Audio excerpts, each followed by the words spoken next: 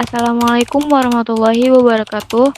Perkenalkan, kami dari kelompok 1 yang beranggotakan Nazo Fajriani Sutardi, Aisyah Zaharani, Jumasari, Minta Ito, Nurlena, dan Elisa Wahyuni Nasution. Di video ini, kami akan membahas tentang 8 standar mutu pendidikan di Indonesia. Apa sih yang dimaksud dengan 8 standar mutu pendidikan? 8 standar mutu pendidikan di Indonesia adalah pedoman yang ditetapkan untuk menjamin kualitas pendidikan secara nasional. Standar ini diatur dalam Peraturan Pemerintah Nomor 19 Tahun 2005 dan revisinya yang menjadi acuan bagi semua jenjang pendidikan. Yuk kita bahas lebih dalam tentang 8 standar mutu ini. 8 standar mutu pendidikan di Indonesia ini terdiri dari yang pertama, standar kompetensi lulusan atau SKL. Standar ini menentukan kriteria kemampuan minimal yang harus dikuasai oleh peserta didik setelah menyelesaikan jenjang pendidikan tertentu. Kemampuan tersebut meliputi aspek pengetahuan, keterampilan, dan sikap yang sesuai dengan tujuan pendidikan nasional.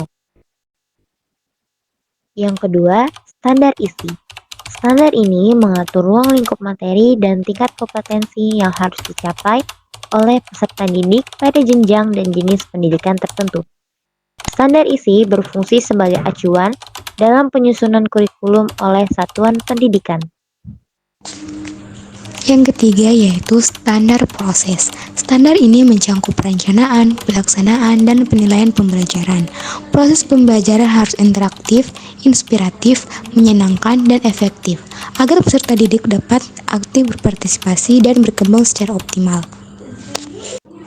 Yang keempat yaitu standar penilaian pendidikan.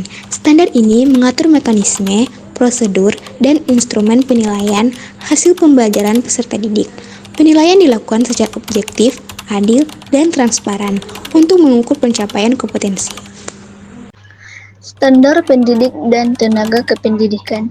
Standar ini menetapkan kualifikasi akademik dan kompetensi minimal yang harus dimiliki oleh guru dan tenaga kependidikan, seperti kepala sekolah, pustakawan, dan laporan. Contohnya, guru harus memiliki kualifikasi pendidikan minimal S1, serta kompetensi pedagogik profesional, sosial, dan kepribadian. Yang keenam, standar sarana dan prasarana. Standar ini meliputi ketersediaan fasilitas pendidikan seperti ruang kelas, perpustakaan, laboratorium, dan alat bantu belajar lainnya. Sarana dan prasarana harus sesuai dengan kebutuhan peserta didik untuk mendukung pembelajaran yang optimal. 7. Standar pengelolaan. Standar ini mengatur perencanaan, pelaksanaan, dan evaluasi tata kelola satuan pendidikan. Tujuannya adalah memastikan penyelenggaraan pendidikan berjalan secara efektif, efisien, dan akuntabel.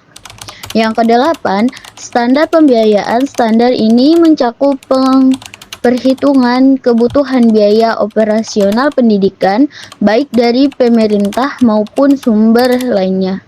Biaya pendidikan harus direncanakan dengan baik untuk mendukung penyelenggaraan pendidikan yang bermutu. Jadi kesimpulannya adalah standar-standar ini dirancang untuk menjaga mutu pendidikan secara nasional sesuai dengan amanat Undang-Undang Sistem Pendidikan Nasional. Tujuannya agar tenaga pendidik dan pendidikan Indonesia berlangsung secara profesional dan diharap dapat melahirkan generasi bangsa yang tinggi inteligensinya. Sekian penjelasan tentang topik ini kami kelompok 1. Terima kasih dan salam pendidikan.